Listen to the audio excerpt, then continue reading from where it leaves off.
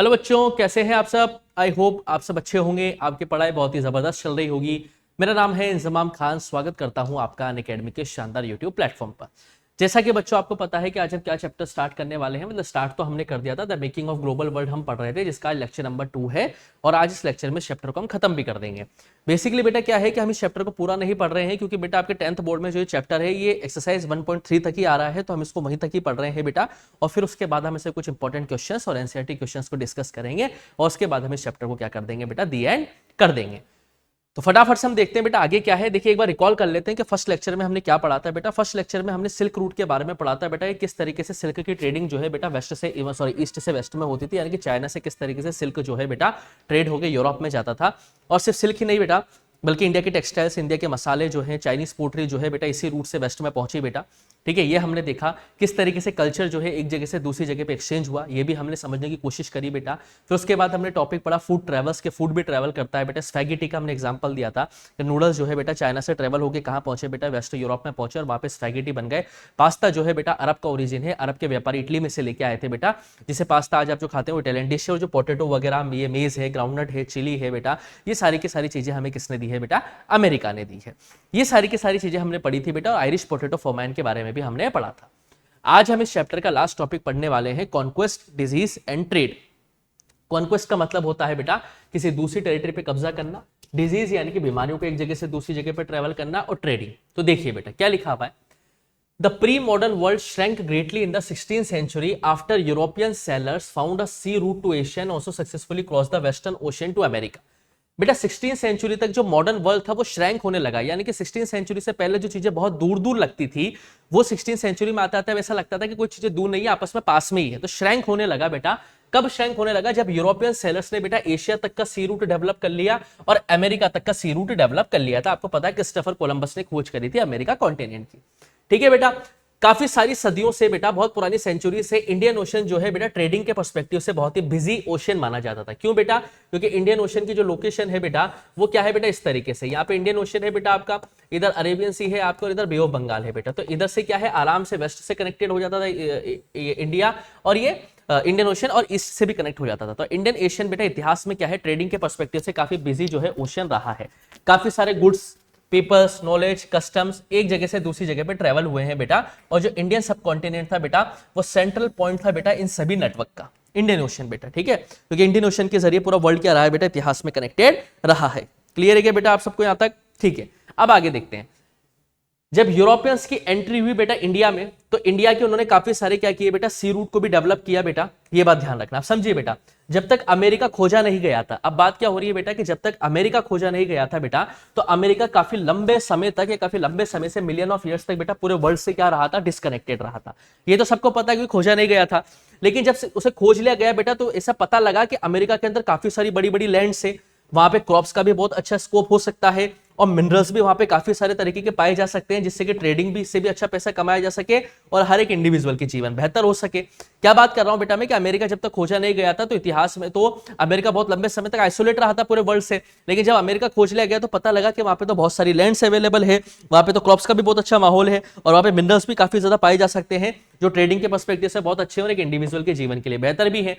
Precious metals, और metals कौन कौन से? सिल्वर। ऐसा माना गया कि बेटा वहां पे अमेरिका के अंदर सिल्वर की खाने भी हैं और बिल्कुल देखी भी जाती है। जैसे पेरू है बेटा अमेरिका के अंदर, मैक्सिको है, वहां पे सिल्वर की खाने यानी कि सिल्वर माइंस देखने को मिली है बेटा, जो कि यूरोप के वेल्थ को और उसके फाइनेंशियल स्टेटस को बहुत ज्यादा बढ़ा सकती थी। और कुछ लीजेंड्स का तो, ठीक है, कुछ लीजेंड्स का तो ये भी मानना था, कुछ की प्रेडिक्शंस ये भी थी बेटा कि अमेरिका के अंदर एक एल डोराडो नाम से सिटी भी है। ये एल डोराडो क्या होता है बेटा? The fabled city of gold, यानी कि सोने की एक शहर, सोने का शहर। जैसे सोने की लंका हुई थी ना बेटा श्रीलंका, वैसे एक सोने का शहर। मतलब कुछ प्रेडिक्शंस ऐसे माने गए कि अमेरिका के अंदर इतने मिनरल्स है कि वहां पे एक एल डोराडो नाम से एक the fabled city of gold भी देखने को मिलेगी, एक सोने का शहर भी वहां पे देखने को मिलेगा। तो अब अमेरिका के अंदर काफी सारी अपॉर्चुनिटीज थी, क्रॉप्स का बहुत अच्छा माहौल था, मिनरल्स बहुत सारे थे। तो काफी सारे पुर्तगाली और काफी सारे स्पेनिश कॉन्क्वरर्स जो थे बेटा, वो अमेरिका के ऊपर कॉलोनाइजेशन यानी कॉलोनीज सेटअप करना चाहते थे मिड 16th सेंचुरी तक। ठीक है बेटा, अब कैसे उन्होंने कॉलोनी बनाया देखो अमेरिका को। देखिए, European conquest was not just a result of superior fire power. Europeans ने अमेरिका को कॉलोनी से फायर पावर का यानी कि मिलिट्री वेपन्स का इस्तेमाल करके नहीं बनाया, बल्कि जो मोस्ट पावरफुल वेपन था स्पेन के कॉन्क्वरर्स का, जो मोस्ट पावरफुल वेपन था बेटा, वो कोई मिलिट्री वेपन नहीं था, बल्कि बेटा वो एक जर्म था, यानी कि एक बीमारी थी, जिसे किसके नाम से जाना जाता है बेटा? स्मॉल पॉक्स के नाम से जाना जाता है बेटा, जो एक इंसान के अंदर लेके उसे अमेरिका में भेज दिया गया। अब देखिए समझिए बेटा, अमेरिका काफी लंबे समय तक आइसोलेट रहा बेटा, तो अमेरिका के लोगों की इम्यूनिटी इतनी मजबूत नहीं थी बेटा कि वो स्मॉल पॉक्स यानी कि चेचक नाम की बीमारी को सर्वाइव कर पाए। तो अगर ऐसी बीमारी वहां पहुंच जाएगी तो जाहिर सी बात है अमेरिका के लोग से सर्वाइव नहीं कर पाएंगे, वो बीमारी बहुत तेजी से वहां पे फैलेगी। ठीक है, और ऐसा हुआ भी सही बेटा। स्मॉल पॉक्स नाम की जो बीमारी है वो अमेरिका कॉन्टिनेंट के लिए डेडली किलर की तरह साबित हुई बेटा। जब वहां पे पहुंची बेटा तो ये पूरे कॉन्टिनेंट में आग की तरह फैली बेटा। ठीक है, और काफी सारे लोग इससे अफेक्टेड हुए बेटा, और काफी सारे लोग भी मारे गए बेटा, जिससे कॉन्क्वेस्ट का रास्ता जो था बेटा, यानी कि कब्जा करने का जो रास्ता था वो क्लियर हो जाता है स्पेन के कॉन्क्वेस्ट के लिए। ठीक है, देखिए बेटा गन्स का क्या होता है बेटा, गन्स तो आप दूसरे की छीन भी सकते हो, उसके खिलाफ भी इस्तेमाल कर सकते हो, लेकिन बीमारियों का ऐसा नहीं कर सकते बेटा। जिसकी इम्यूनिटी अच्छी है वो तो बीमारी को सर्वाइव कर लेगा, जिसकी इम्यूनिटी अच्छी नहीं है उस बीमारी से क्या हो जाएगा बेटा? इफेक्टेड हो जाएगा। याद दी जाएगी बेटा बात, ये सिचुएशन थी। तो इस तरीके से कॉन्क्वेस्ट किया गया अमेरिका की काफी सारी कॉलोनीज को। अब देखिए बेटा 19th सेंचुरी में क्या हुआ बेटा, 19th सेंचुरी में गरीबी और भूखमरी जो है वो यूरोप की कॉमन थी। ठीक है, सिटीज के अंदर पॉपुलेशन बढ़ती जा रही थी बेटा, और जान लेने वाली बीमारियां भी फैलती जा रही थी।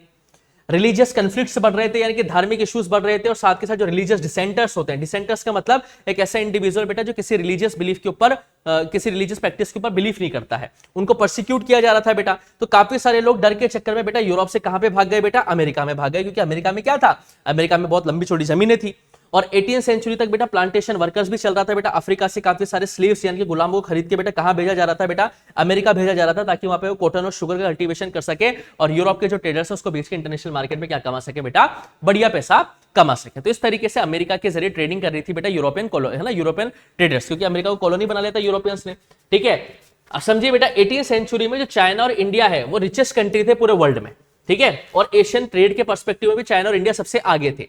लेकिन 15th सेंचुरी में क्या हुआ बेटा, 15th सेंचुरी में चाइना ने जो है ना बेटा ट्रेडिंग पे रेस्ट्रिक्शंस लगा दिए, मतलब वो ओवरसीज से उसने कनेक्शन पूरी तरीके से अलग कर लिया, और वो आइसोलेशन में चला गया। मतलब चाइना ने ना ही दूसरे देशों से वो ट्रेडिंग कर रहा था, ना ही दूसरे देशों से ट्रेडिंग वो ले रहा था, वो आइसोलेशन में चला गया। तो अब आइसोलेशन में चला गया तो चाइना का जो है ट्रेडिंग के पर्सपेक्टिव से रोल क्या हो गया बेटा? रिड्यूस हो गया। और इससे कौन आगे बढ़ गया बेटा? अमेरिका आगे बढ़ गया।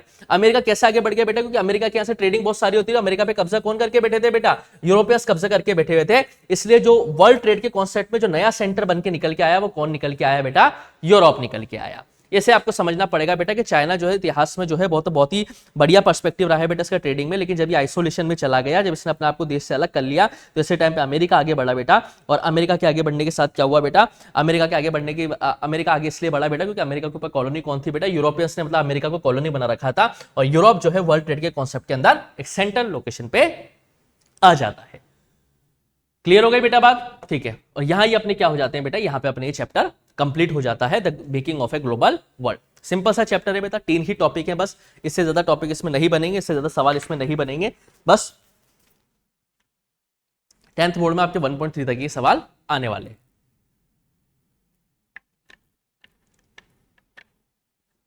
क्लियर है बेटा? चलिए अब आगे एनसीईआरटी के सवाल देख लेते हैं कुछ। देखिए बेटा, give 2 examples of different types of global exchange which took place in the 17th century, choosing one example from Asia and one from the America। 2 example ले रहे हैं बेटा ग्लोबल एक्सचेंज के, एक एशिया से और एक अमेरिका से। तो सबसे पहले एशिया से कौन सा लेंगे बेटा? सिल्क रूट का। सिल्क रूट के बारे में मैंने आपको बताया था बेटा कि किस तरीके से ईस्ट से वेस्ट में क्या पहुंचा बेटा? सिल्क पहुंचा बेटा, और वेस्ट को ईस्ट से कनेक्टेड किया, और इससे कल्चरल भी एक्सचेंज हुआ बेटा। एक जगह से क्रिश्चियन मिशनरीज यूरोप से एशिया में आए, और बुद्धिस्ट मिशनरीज एशिया से कहां पे गए? यूरोप में गए। और दूसरा हमने क्या पढ़ा बेटा sir? Food from the America. America से पोटैटो, सोया, ग्राउंडनट, मेज, टोमेटो वगैरह आए थे जब क्रिस्टोफर कोलंबस ने एक्सीडेंटली किसी खोज कर ली थी बेटा? खोज कर ली थी बेटा अमेरिका की। सिंपल है बेटा, कोई रॉकेट साइंस वाली बात नहीं है, पढ़ लीजिएगा।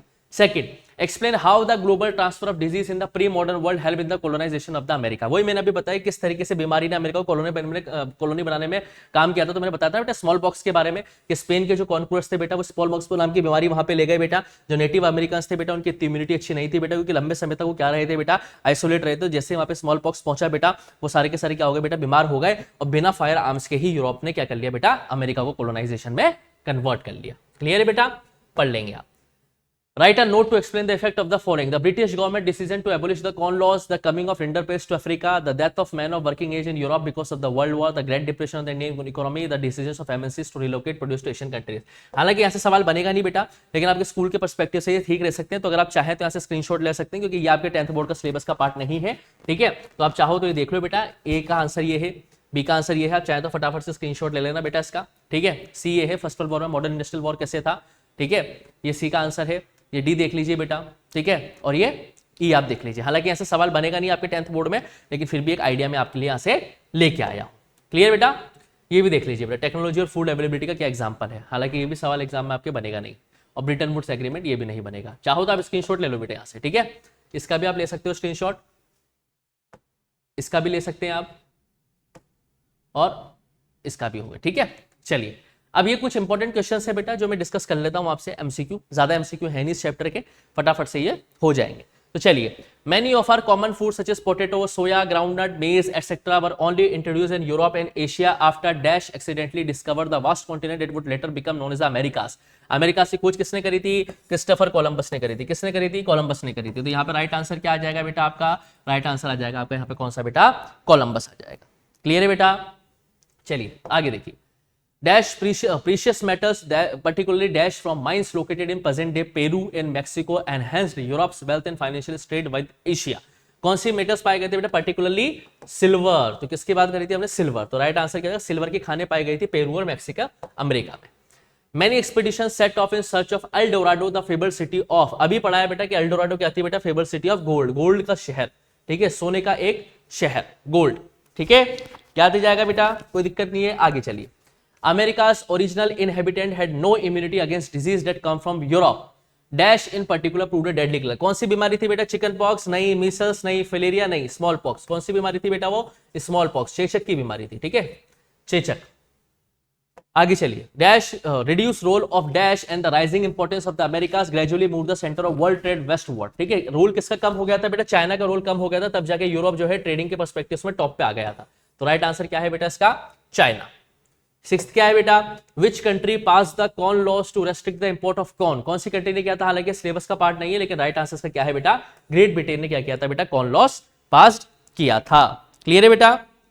चलिए, ये हमारे making of global world chapter भी कंप्लीट होता है, इसके कुछ एनसीईआरटी क्वेश्चंस भी कंप्लीट होते हैं और कुछ एमसीक्यू भी कंप्लीट होते हैं बेटा। यहाँ पे हिस्ट्री का हमारा making of global world complete होता है। जो हिस्ट्री का फोर्थ चैप्टर है बेटा, एज ऑफ इंडस्ट्रियलाइजेशन, वो आपके 10th बोर्ड का पार्ट नहीं है, तो हम वो चैप्टर नहीं पढ़ेंगे। हम चैप्टर पढ़ेंगे print culture in the modern world, लेकिन वो नेक्स्ट चैप्टर नहीं पढ़ेंगे। नेक्स्ट चैप्टर हम ज्योग्राफी का पढ़ेंगे बेटा, इसका नाम है water resources. Water resources chapter हम पढ़ेंगे बेटा ज्योग्राफी का, ठीक है। वाटर रिसोर्सेस क्या करेंगे बेटा? हम चैप्टर पढ़ेंगे ज्योग्राफी का। अच्छा चैप्टर है, सिंपल चैप्टर है, फटाफट से आपको समझ में आ जाएगा, कोई दिक्कत वाली बात उसमें नहीं है। जल्दी ही मिलूंगा आपसे नेक्स्ट लेक्चर में वाटर रिसोर्सेस के, तब तक के लिए आप लोग पढ़ते रहिए, मस्त रहिए। Thank you, bye bye.